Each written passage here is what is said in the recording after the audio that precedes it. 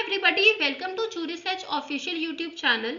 सो guys, पिछली video में हमने डिस्कस करना स्टार्ट किया राजस्थान जुडिशरी के लिए माइनर लॉस को। So guys, everybody knows Rajasthan judiciary के प्री को क्लियर करने के लिए minor laws are very important. पिछली वीडियो में हमने डिस्कस किया पॉश एक्ट के बारे में, that is the prevention of sexual harassment of women at workplace act. आज की वीडियो में हम लेकर आए हैं आपके लिए one liners on the probation of offender act 1958। So guys, video के एंड तक साथ में बने रहना है जिससे कि आप सारे एमसीक्यू कवर कर पाओ which can be asked from this particular act. इसी के साथ वीडियो को स्टार्ट करते हैं। सो गाइस, इससे पहले कि हम इस एक्ट पे जाएं, हमें एक जनरल लॉ का एक प्रोविजन पढ़ना होगा, that is section 360 of CrPC, code of criminal procedure. So पहले हम एक्ट पे जाएं या फिर सेक्शन 360 को समझना स्टार्ट करें, इससे पहले जानना जरूरी होगा कि इन दोनों की पॉलिसी क्या है। तो चलिए समझते हैं। सो गाइस, सपोज कीजिए देयर इज अ पर्सन ए, उन्होंने एक ऑफेंस किया। हमारे माइंड में जनरली क्या आता है जब कोई पर्सन ऑफेंस करता है और उसका ट्रायल हो जाए और सपोज उसको conviction, order of conviction pass कर दिया जाए, suppose a person is convicted for an offence, तो हमें यही पता है कि he will be sent to jail. हम उसको सेंटेंस ऑर्डर पास करेंगे, इम्प्रिजनमेंट देंगे, यानी कि उस व्यक्ति को जेल में डाल दिया जाएगा। पर सेक्शन 360 सीआरपीसी और प्रोबेशन ऑफ ऑफेंडर एक्ट, इस एक्ट के तहत ऐसा नहीं किया जाता। Rather consequence will be different. क्या कॉन्सिक्वेंस होगा? अगर किसी पर्सन ने कोई ऑफेंस किया तो उसको जेल में नहीं डाला जाएगा, रादर उसको या तो एडमोनिशन यानी कि धमकी देकर छोड़ दिया जाएगा या फिर प्रोबेशन, उससे एक बॉन्ड साइन कराया जाएगा और उसको रिलीज कर दिया जाएगा, यानी कि जेल में नहीं डाला जाएगा। अब गाइस, क्वेश्चन आता है कि किन सर्कमस्टांसेस में ऐसा किया जाएगा। उसी को जानने के लिए हम पढ़ेंगे section 360 and the probation of offender act. In questions का आंसर हमें तभी मिलेगा। एक और क्वेश्चन अगर मैं आपसे पूछूं कि कहीं पर अगर जनरल लॉ है, जैसे मैंने आपको बताया सेक्शन 360 सीआरपीसी, ये एक जनरल लॉ है applicable to all the states. और कहीं पर एक स्पेशल लॉ है, special law the probation of offender act, दोनों में अगर कॉन्फ्लिक्ट हो, अगर एक सेम दो एक्ट अगर एक सेम फैक्चुअल सिचुएशन को गवर्न करें, तो आप किसको प्रिवेल कराएंगे? तो you have to remember this maxim, generalis specialibus non derogant, जिसका मतलब होता है कि जनरल लॉ कभी भी स्पेशल लॉ को डेरोगेट नहीं करेगा। The general does not derogate from the specific. इसको माइंड में रखते हुए स्टार्ट करते हैं। पहले समझेंगे 360 और वो कहाँ कहाँ पर एप्लीकेबल होगा। सेक्शन नंबर 360 सीआरपीसी पढ़ना स्टार्ट करते हैं। Order of release on probation of good conduct और आफ्टर एडमोनिशन, टू टर्म्स का यूज हो रहा है। दोनों में क्या डिफरेंस है समझेंगे with the help of the case, but जैसे हम वीडियो में कंटिन्यू करेंगे सारे क्वेश्चंस का आंसर मिलेगा। तो पहली बात तो सेक्शन 360 क्लासिफिकेशन करता है, कैसे कि एक जगह तो बात होगी जो लोग हैं 21 ईयर्स ऑफ एज के या फिर उससे अबव, और दूसरी तरफ पर क्लासिफिकेशन है who are below the age of 21 और विमेन, जो विमेन ये क्लास क्रिएट की गई। तो अगर 21 ईयर्स से ऊपर के जो लोग हैं, अगर वो ऐसा ऑफेंस करते हैं जिसका पनिशमेंट सिर्फ फाइन है या फिर जिसकी सजा 7 साल या उससे कम है, और अगर ये पाया जाए कि उनका कभी भी प्रीवियस कन्विक्शन नहीं हुआ, तो ऐसे सर्कमस्टांसेस में और चीजें भी देखी जाएंगी, जैसे character, antecedents of the offender, किस सर्कमस्टांसेस में उसने ऑफेंस किया, सारी चीजों को देखते हुए अगर लगता है कोर्ट को कि हमें इसे प्रोबेशन पे छोड़ देना चाहिए कि रादर देन हम इसे जेल में भेजें, तो कोर्ट ऐसा कर सकती है। दूसरी क्लास में क्या होता है कि अगर आप 21 हो या विमेन हो, आप कोई ऐसा ऑफेंस करते हो जिसका जो पनिशमेंट है वो डेथ नहीं है या फिर इम्प्रिजनमेंट फॉर लाइफ नहीं है, यानी कि हम यहाँ पर और लिबरल हैं। सपोज एक 21 से कम का जो बच्चा कोई पर्सन है 21 से कम का, और वो एक ऑफेंस कर देता है, सपोज 10 ईयर्स है जिसका पनिशमेंट, तो वहां पर हम उसको प्रोबेशन का बेनिफिट दे सकते हैं looking at the other circumstances written here. तो कोर्ट को लगता है कि हमें उसे छोड़ देना चाहिए, तो द कोर्ट में instead of sentencing him to any punishment direct he be released on entering the bond with or without sureties. पर एक एमसीक्यू का क्वेश्चन बनता है कि ये बॉन्ड कितने टाइम पीरियड का हो सकता है। So it cannot B beyond 3 years, यानी कि मैक्सिमम आपका ये 3 ईयर्स का बॉन्ड हो सकता है। बॉन्ड में कंडीशंस लिखी जाएंगी कि हम आपको छोड़ तो रहे हैं but you have to fulfil these conditions. अब हम ऐसा क्यों कर रहे हैं?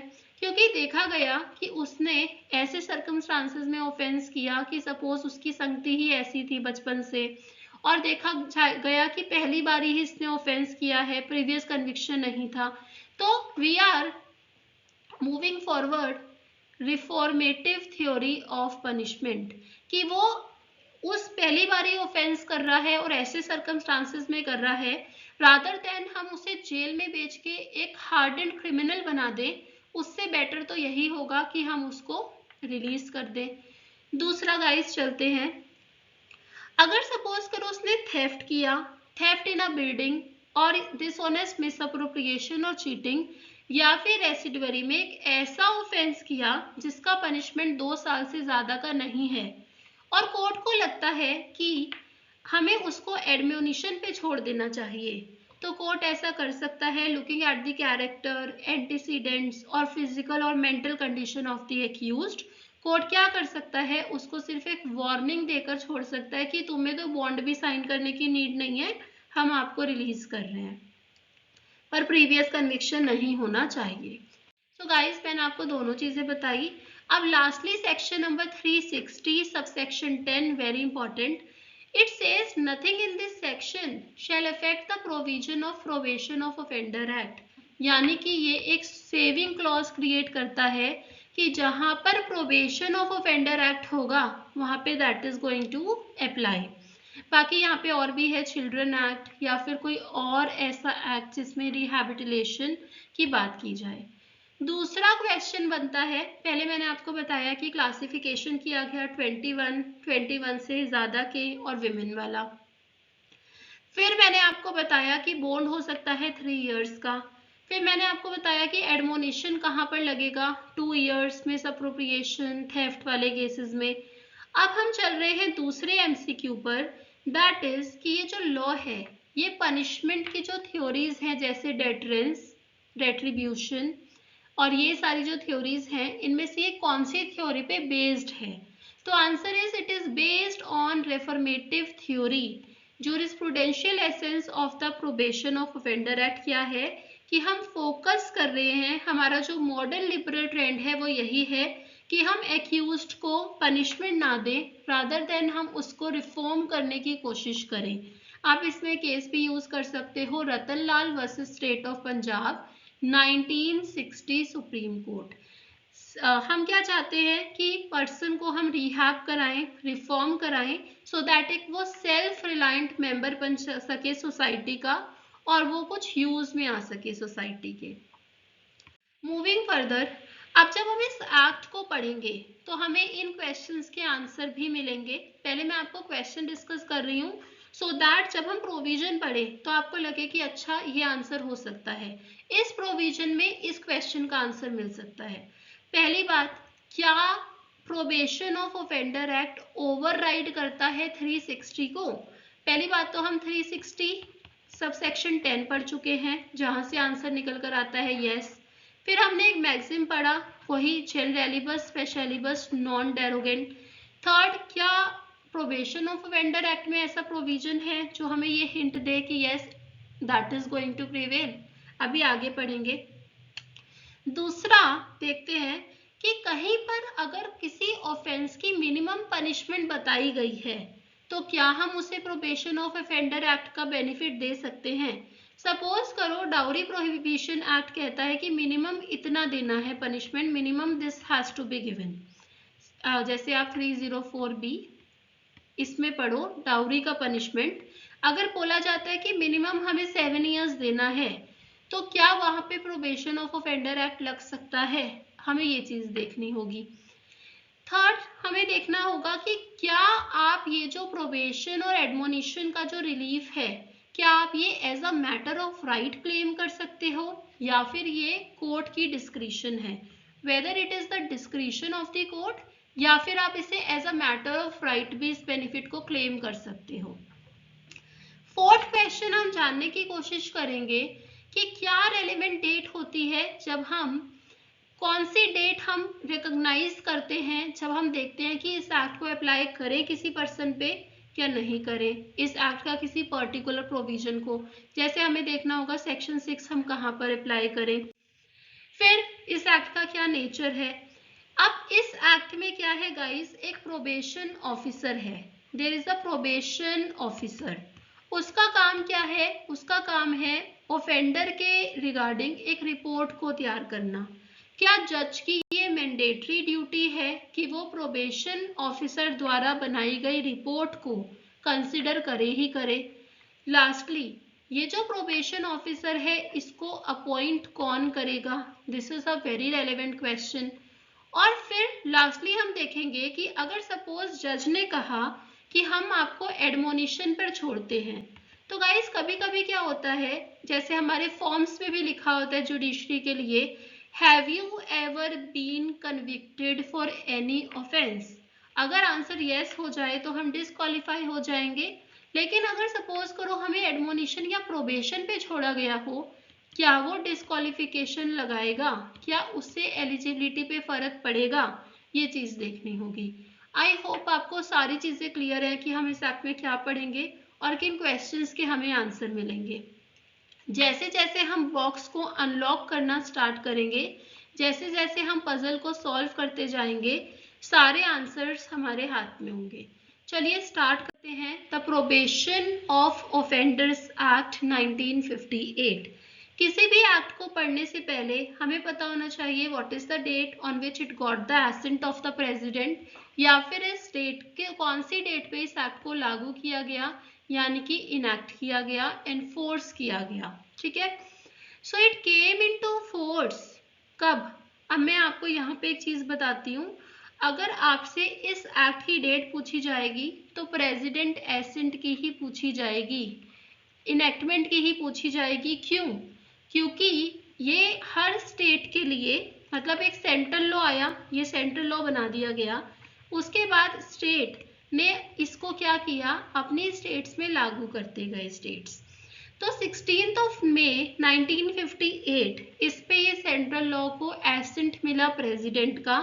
क्योंकि हम राजस्थान के लिए प्रिपेयर कर रहे हैं, तो राजस्थान में इसको लागू किया गया था 1 जनवरी 1962 को। हर स्टेट में स्टेट गवर्नमेंट नोटिफाई करेगी कि कौन सी डेट पे इसको हम लागू करेंगे। ऐसा भी हो सकता है कि किसी पर्टिकुलर स्टेट के एक इलाके में, एक एरिया में हम इसको लागू कर रहे हैं और दूसरे में नहीं कर रहे हैं। स्कीम ऑफ द एक्ट की टोटल कितने सेक्शंस हैं? 19। इसमें चैप्टर का डिवीजन नहीं है, सो 19 total sections. Moving forward, so guys इसमें डेफिनेशंस एज सच इंपॉर्टेंट नहीं है, आपको बस एक चीज माइंड में रखनी है कि सपोज कोई टर्म है जिसका क्लियर मीनिंग नहीं है, that is given in the probation of offender act, उसका meaning it will be taken from CrPC. जैसे suppose a warrant word is used, तो वारंट क्या है, वारंट ऑफ अरेस्ट क्या है, आप जान सकते हो, the provisions of CrPC, right. So power of court to release certain offenders after admonition। after admonition, admonition का क्या मतलब होता है? by giving warning, not even on bond। हम bond भी नहीं कह रहे हैं कि आप bond लाओ, श्योरिटी लाओ, no।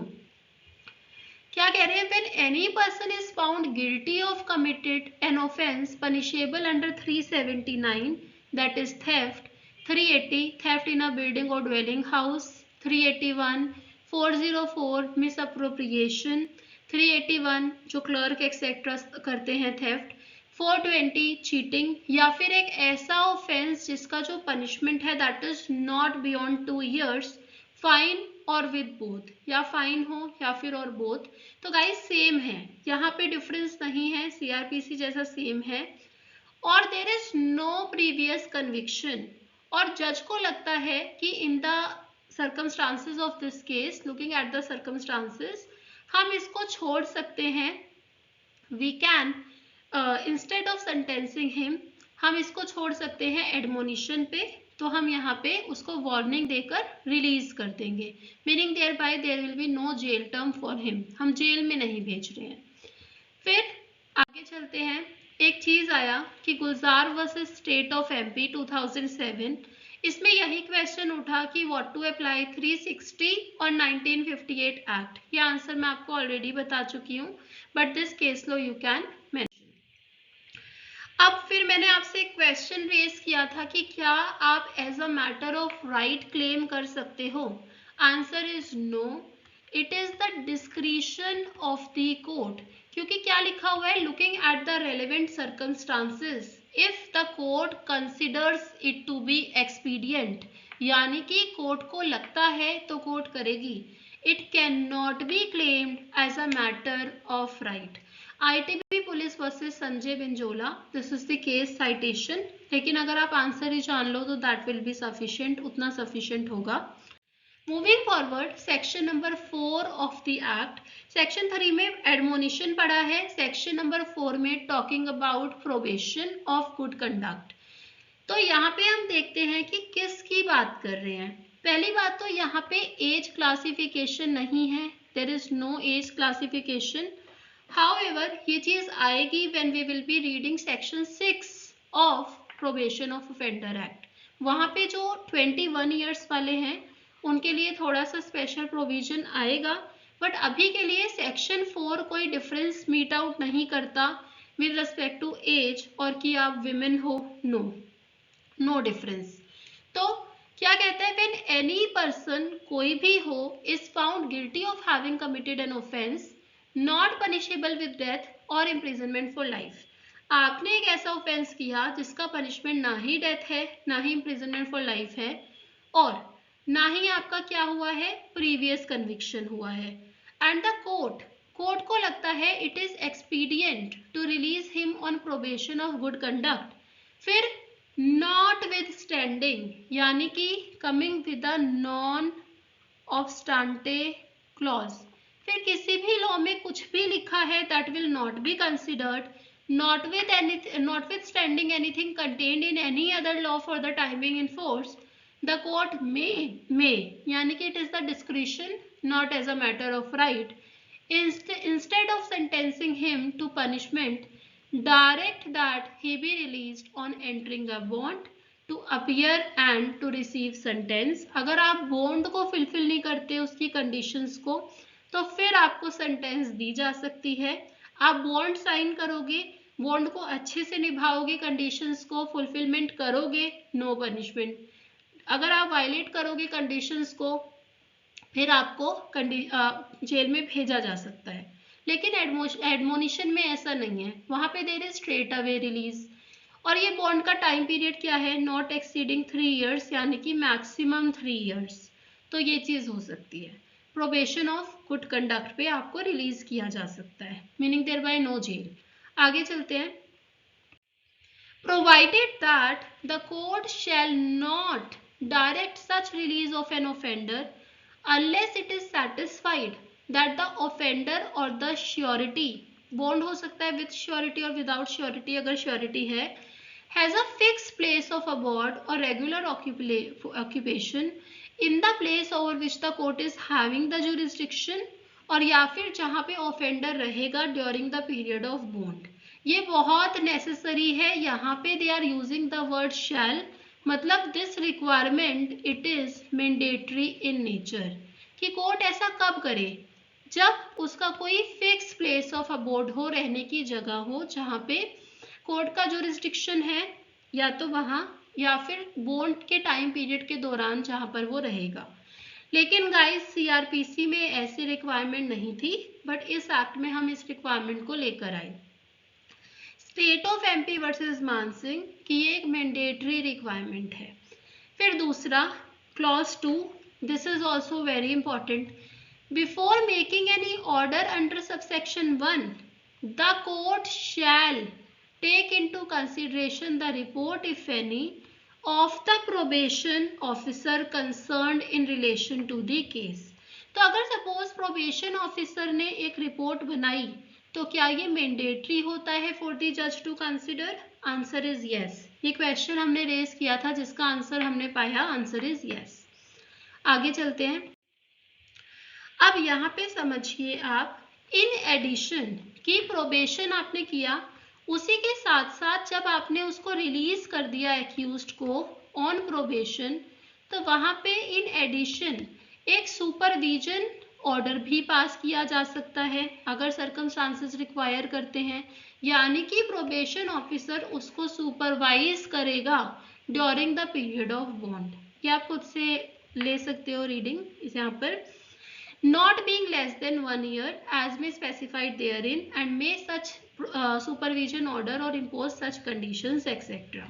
तो आपको याद रखना है not less than 1 year. Moving further, अभी हम डिफरेंस जान लेते हैं. What is the difference between admonition and probation, और what is the difference between section 3 that is talking about admonition और section 4 that is talking about probation.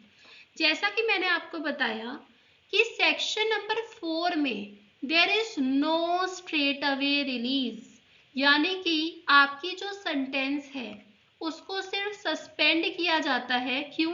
क्योंकि जैसे ही आपने बॉन्ड की कंडीशन को फुलफिल नहीं किया, you can be send back to the jail.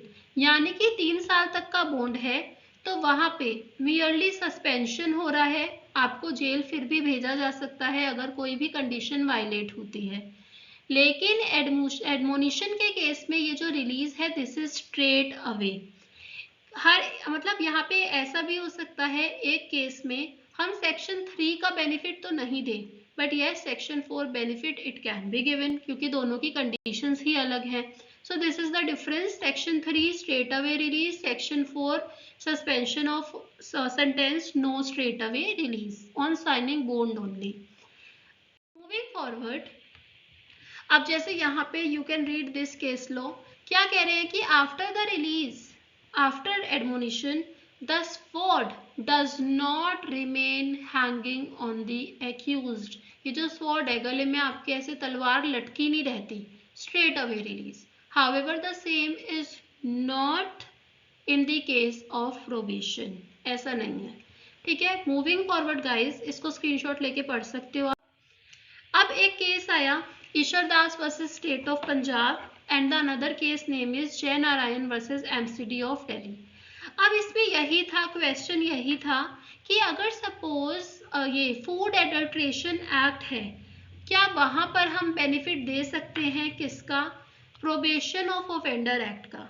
तो गाइस ऐसी कोई रोक नहीं है कि हम बेनिफिट नहीं दे सकते, बट क्योंकि ये एक डिस्क्रिशनरी मैटर है कोर्ट के लिए, तो दूसरे एक्ट का क्या एम है, दूसरे एक्ट का क्या जो लेजिस्लेचर है उसका क्या इंटेंशन है, क्या पॉलिसी है, इसको भी देखा जाता है. और उसके बाद ही हम क्या करते हैं, ये डिसाइड करते हैं whether to give the benefit और नॉट.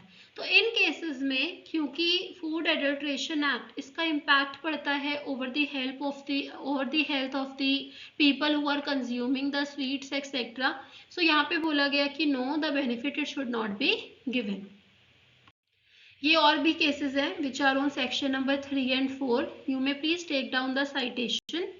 बस आपको प्री के लिए देख सकते हो आप इसको. सेक्शन नंबर 5 बात करता है कि कोर्ट अगर एडमोनिशन पे या फिर प्रोबेशन पे छोड़ता भी है तो क्या कॉम्पनसेशन डिमांड किया जा सकता है, सो दैट जिनको लॉस पहुंचा है, जिसको इंजरी हुई है, हम उनको कॉम्पनसेशन दें. क्या कॉस्ट जो है प्रोसीडिंग्स उनके लिए कॉम्पनसेशन हम कर सकते हैं? Answer is yes. तो जो भी कॉम्पनसेशन होगा, अगर सिविल कोर्ट में मान लो कोई केस आ जाए तो उसका एडजस्टमेंट हो जाएगा. आपसे इतना याद रखना, section 5 talking about power of court to require released offender to pay compensation. चाहे 3-4 का बेनिफिट मिल जाए फिर भी आपसे कॉम्पनसेशन का जो मनी है वो ली जा सकती है. Section number 6 again very important, ये इस एक्ट की बहुत इंपॉर्टेंट बोल सकते हो प्रोविजन है। Restriction on imprisonment of offender under 21 years of age. तो यहाँ पे कोर्ट पे एक इंजंक्शन लगाई जा रही है, कोर्ट को एक डायरेक्टिव दिया जा रहा है, क्या है वो पढ़ते हैं हम। When any person under 21 year of age is found guilty of having committed an offense, कि कन्विक्शन जब कन्विक्शन हुआ when he was found guilty, जब कन्विक्शन हुआ तो ये पाया गया कि वो जो पर्सन है he is under age of 21 and conviction किसका हुआ है विद इम्प्रिजनमेंट, बट वो लाइफ इम्प्रिजनमेंट नहीं है, एक ऐसा जहाँ पे लाइफ इम्प्रिजनमेंट ना हो, एक ऐसा ऑफेंस किया जहाँ पे life imprisonment is not the punishment. The court by which the person is found guilty shall not sentence him to imprisonment। देखो मैंने आपको क्या बताया था, वैसे तो ये डिस्क्रिशनरी पावर है, लेकिन अगर व्यक्ति 21 साल से कम का है तो कोर्ट को ये इंजंक्शन दे रहा है, इंजंक्टिव सेक्शन है, रेस्ट्रिक्टिव इन नेचर है कि कोर्ट आप उसको नहीं भेजोगे पनिशमेंट में unless it is satisfied, unless the court is satisfied having regard to the nature etc, it would be not desirable to deal with him under 3 or 4। Court को reasons record करने पड़ेंगे कि हम क्यों बेनिफिट नहीं दे रहे, लेकिन अगर आप 21 से ऊपर के हो तो इतनी फॉर्मेलिटी नहीं है, डिस्क्रिशनरी है, बट यहाँ पे मैंडेटरी है। समझ आ रहा होगा आपको। आगे चलते हैं। For the purpose of satisfying itself whether it would be not desirable to deal under 3 or 4, offender क्या करेगा, again the word shall is used, कि प्रोबेशन ऑफिसर से जो रिपोर्ट आएगी उसको कंसिडर करेगा court having regard to the physical mental capability of the person. क्या होगा, कोर्ट कंसिडर करेगा कि whether to give the benefit और नॉट। अब एक केस आया Daulat Ram versus state of Haryana, I am so sorry. तो यहाँ पे क्या बोला गया कि अगर हम सीआरपीसी देखें तो वहाँ पे तो एज सच क्लासिफिकेशन नहीं है, बट यहाँ पर है। While in case of offenders who are above the 21 years of age, absolute discretion is there to the court. But if the person is below the age of 21 years, an injunction is issued to the court not to sentence them to imprisonment unless you are having the recorded reasons। ठीक है, so Daulat Ram versus state of Haryana. Same ही चीज आई थी Lakhbir Singh versus state of Punjab में भी ये चीज कही गई थी, हाउएवर इसका इशू अलग था। यहाँ पे क्या था कि क्वेश्चन उठा कि आप कौन सी डेट को कंसिडर करते हो to confer the benefit of section number 6। आप क्या लेते हो, डेट ऑफ ऑफेंस आप ये कंसिडर करते हो या फिर डेट ऑफ कन्विक्शन। सेक्शन 6 में लिखा क्या है, when the person is found guilty यानी कि कन्विक्शन। तो रामजी मिसाल वर्सेस स्टेट ऑफ बिहार, ये 4 जजेस बेंच का डिसीजन है। यहाँ पे भी यही कहा गया कि हम कौन सी डेट देखते हैं, the date on which the person is convicted. It is not pari materia to JJ act, क्योंकि वहां पे हम date of the offence consider करते हैं, बट यहाँ पे हम डेट ऑफ कन्विक्शन को करते हैं। I hope this much is clear. Report of probation officer to be confidential, ये जो रिपोर्ट है वो कॉन्फिडेंशियल रहती है। हाउएवर जो सब्सटेंस है वो ऑफेंडर को तो बताया ही जाएगा और हम उसको अपॉर्चुनिटी देते हैं ऑफ बीइंग हर्ड, और आप जो भी एविडेंसेस लाना चाहते हो, जैसे रिपोर्ट में प्रोबेशन ऑफिसर ने लिख दिया कि ये तो है ही हैबिचुअल ऑफेंडर, फिर आप एविडेंसेस दे सकते हो टू डिस्प्रूव दैट। फिर क्या कंडीशंस का वेरिएशन हो सकता है, आंसर इज यस। पर जो भी बॉन्ड की कंडीशंस हैं क्या उसका वेरिएशन हो सकता है, आंसर इज यस। कौन से सेक्शन में हो सकता है, सेक्शन नंबर 8 में।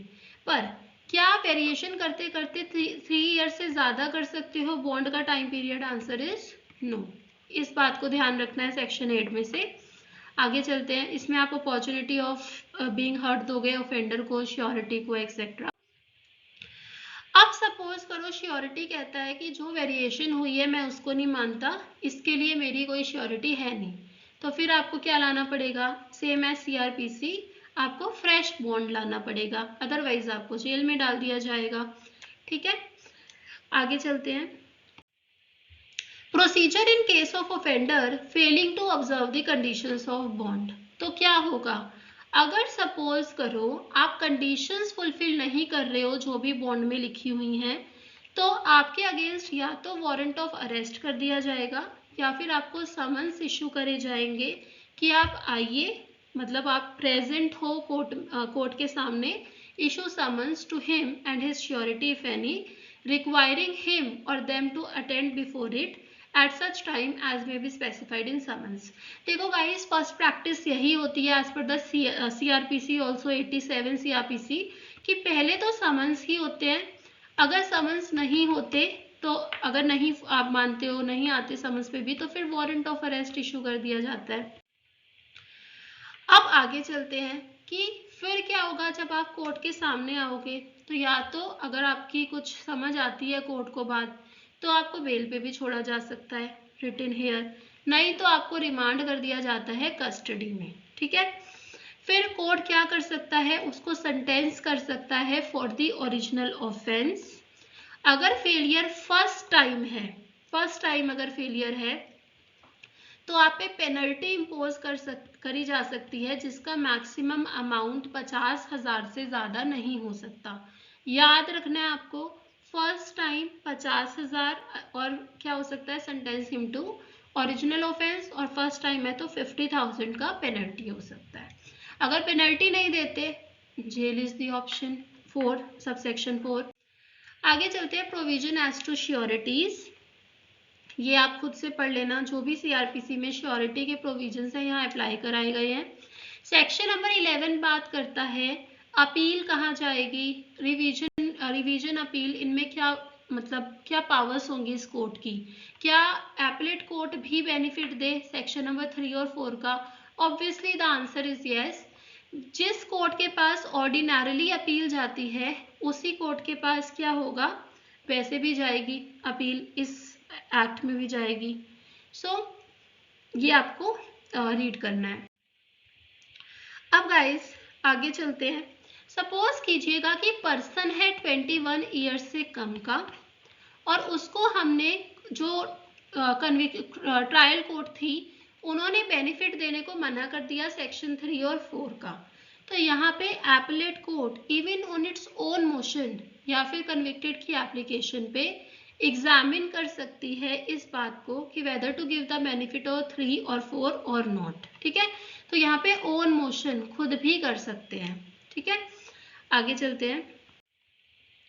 अब यहाँ पे सेक्शन नंबर 3 और 4 में क्या कर सकता है कोर्ट, मतलब एपलेट कोर्ट क्या कर सकता है, जो भी बेनिफिट कॉन्फर हुआ उसको क्या कर सकता है, सेट असाइड भी चाहे तो कर सकता है। सपोज ट्रायल कोर्ट को लगा कि पर्सन 21 ईयर से ज़्यादा था पर फिर भी हमें बेनिफिट देना चाहिए, एपलेट कोर्ट उसको सेट असाइड कर सकता है, बिल्कुल yes, it can do so. आगे चलते हैं, removal of disqualification attaching to conviction, very very important. बाकी के सेक्शंस चाहे आप भूल जाना, this is very important. Section number 3, section number 4, section number 6, section number 12। चलते हैं, कह रहे हैं कि notwithstanding anything contained in any other law, कोई भी लॉ में कुछ भी लिखा हो, अगर किसी पर्सन को हमने 3 और 4 का बेनिफिट दिया तो फिर क्या होगा, उसको कोई भी डिस्क्वालिफिकेशन सफर नहीं करना पड़ेगा, नो डिस्क्वालिफिकेशन। पर गाइस अगर सपोज करो आपने बॉन्ड की कंडीशंस को फुलफिल नहीं किया और सेक्शन 4 में आपको जेल भेज दिया गया फॉर दी ओरिजिनल ऑफेंस, फिर क्या होगा, फिर कन्विक्शन हो जाएगा। आपसे पूछ सकते हैं प्रोवाइजो पे भी, आपको लगेगा अच्छा होता ही नहीं, यहाँ पे तो डिस्क्वालिफिकेशन होगा ही नहीं, बट अगर प्रोवाइजो अप्लाई हो जाए subsequently sent to jail, yes disqualification it will not be there, very important. आगे चलते हैं, Shankar Das versus union of India. इसमें एक क्वेश्चन उठा कि सपोज करो कि सर्विस रूल के अकॉर्डिंग अगर आपका कन्विक्शन होता है तो आपको कोई भी, सपोज करो कि हम डिस्क्वालिफिकेशन दे रहे हैं, डिसमिसल फ्रॉम सर्विस सपोज, तो क्या वहां पे ये अप्लाई करेगा section number 12? Answer is no. The order of dismissal from service consequent upon conviction is not a disqualification within the meaning of 12. ये कौन से डिस्क्वालिफिकेशंस की बात करता है? जैसे सपोज हम फॉर्म भर रहे हैं तो that is the disqualification that can be counted here, वो हो सकता है. अब चलते हैं गाइस, प्रोबेशन ऑफिसर्स के बारे में डिस्कस करेंगे. So who is the probation officer under this act? जिस पर्सन को अपॉइंट करती है स्टेट गवर्नमेंट. पहली बात तो इनको अपॉइंट कौन कर रहा है, ये क्वेश्चन बन सकता है. So a person appointed to be a probation officer by the state government or recognized as such by the state government. This is the first thing. A person provided for this purpose by a society recognized in this behalf by the state government. यानी कि state government ने एक society को recognise किया, उस society ने एक person को अपॉइंट किया एज प्रोबेशन ऑफिसर, या तो डायरेक्ट अपॉइंटमेंट या फिर through society. Or in any exceptional case, any other person who in the opinion of the court is fit to act as probation officer in the special circumstances of the case. यानी कि क्या court कर सकती है in exceptional cases? Answer is yes. A court which passes an order under section 4 or district magistrate of the district in which the offender for the timing resides may at any time appoint any probation officer in the place of the person named in the supervision order. तो ये कर सकते हैं. There is a mention of district magistrate of the district as well. आगे चलते हैं. A probation officer in the exercise of his duties under the act shall be subject to the control of the district magistrate of the district. तो किसके control में होंगे? This is very important question. District magistrate of the district. Duties क्या होंगी? Very important question बनता है duties से कि प्रोबेशन ऑफिसर्स की ड्यूटी क्या है. आप थोड़े एंगल से सोचो कि क्या ड्यूटी हो सकती है, एक्ट क्या कहता है. हमने एक जगह पढ़ा था ना कि इसकी रिपोर्ट कंसिडर करेंगे, वही ड्यूटी है इसकी first. To inquire in the accordance with any direction of the court into the circumstances or home surroundings of the person accused of an offense. अब देखो कभी कभी एक पॉलिसी ये भी कहते हैं कि क्रिमिनल्स वो मतलब क्रिमिनल माइंड से पैदा नहीं होते, ये तो सोसाइटी की कंडीशंस ऐसी हो जाती हैं जिससे वो क्रिमिनल बन जाते हैं. तो nobody is born to be a criminal. भाई आप पैदा ही नहीं हुए हो क्रिमिनल बनकर, तो इसलिए थोड़ा देखा जाता है कि उसकी होम सराउंडिंग्स क्या है. ये जो रिपोर्ट है इसको बनाना is the duty of probation officer. Supervise probationers, जब हम सपोज हमने रिलीज ऑर्डर दे दिया, उसके बाद हमने कहा इनका सुपरविजन करना जरूरी है, तो उसको सुपरवाइज करेंगे. और other persons placed under his supervision, और to help them to find suitable employment. ये मत समझना, यहाँ पे ना लिख देते हैं to help probationers to find suitable employment. आपको लगता है कि प्रोबेशनर ऑफिसर क्या एम्प्लॉयमेंट दिलवाएगा? नो, आंसर इज यस, ये है एक duty. To advise and assist offenders in the payment of compensation. याद रखना आपको, to advise and assist in such cases and such manner as may be prescribed persons who have been released under section 4. तो section 4 में जो persons को release किया गया उनको एडवाइज, उनको असिस्ट करना, और बाकी की रेसिडुअरी सेक्शन जो भी उनको ड्यूटीज प्रोवाइड करी जाएंगी उनको फुलफिल करना. अब सेक्शन नंबर 15 कहता है कि ये जो प्रोबेशन ऑफिसर्स है वो पब्लिक सर्वेंट होंगे. Answer is yes. Under which section of IPC? Section 21 IPC. अगर वो गुड फेथ में कोई एक्शन लेते हैं, जो भी अथॉरिटीज है यहाँ पर, क्या वो प्रोटेक्टेड होगा? Yes. Section number 16. Very important, इस एक्ट के अंदर पावर टू मेक रूल्स किसके पास है? देखो ये पूछ लेते हैं कि central government, state government, both. State government, यहाँ पे रूल मेकिंग पावर है स्टेट गवर्नमेंट की। देखो with approval of central government लिखा है, बट बना कौन रहा है, who is legislating rules, state government. ठीक है, तो this you have to remember.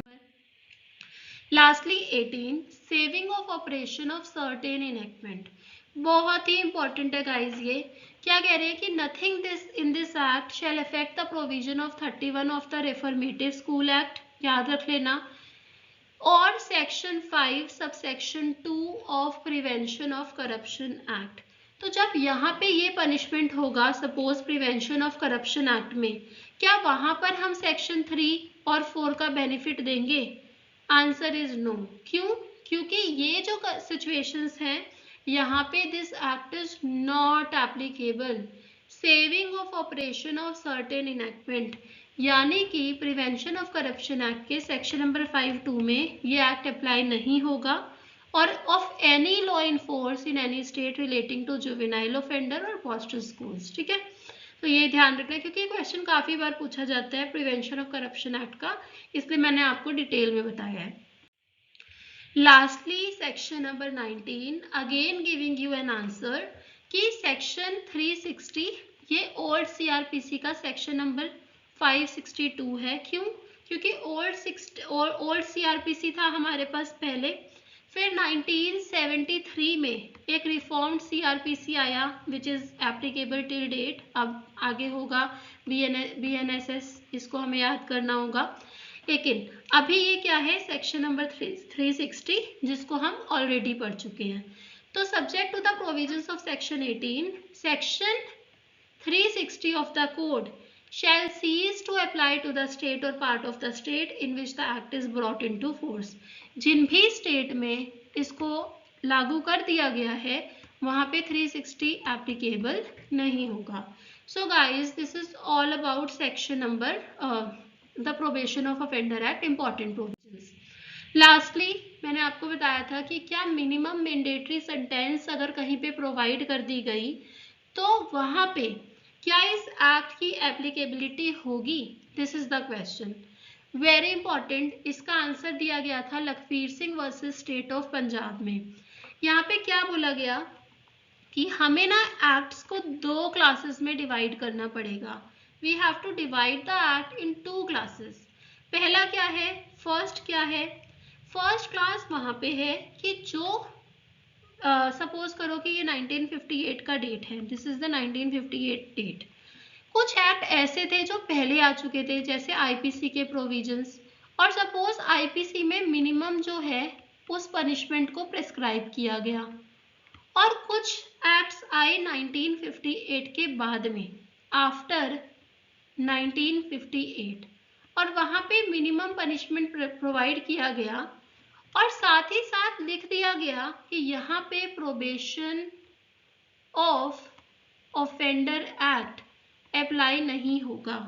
तो ये 2 सिनारियो बनते हैं मिनिमम पनिशमेंट वाले में, जहां भी हमें इसका आंसर मिलेगा।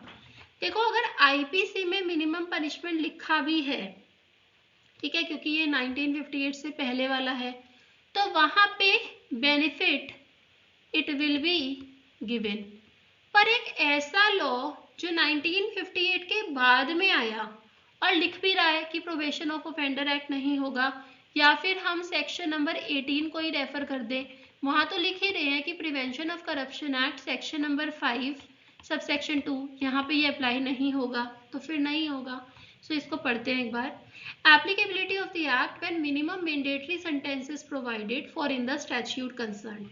अगर किसी स्टैट्यूट में मिनिमम पनिशमेंट गिवन है फिर क्या होगा, ये लिख रहे हैं 1958 Act would prevail over statutory provisions providing for a minimum mandatory sentence enacted prior to 1958 except for the exceptions that are given in 18। ये हम पढ़कर आए हैं।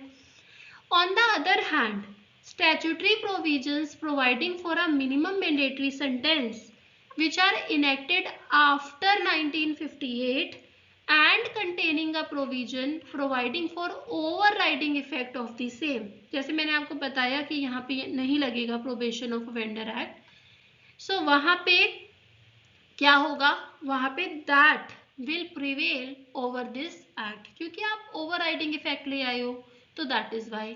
Thus had benefit of probation generally not excluded. जैसे 397 की बात हो रही थी, तो ये पहले का लॉ था.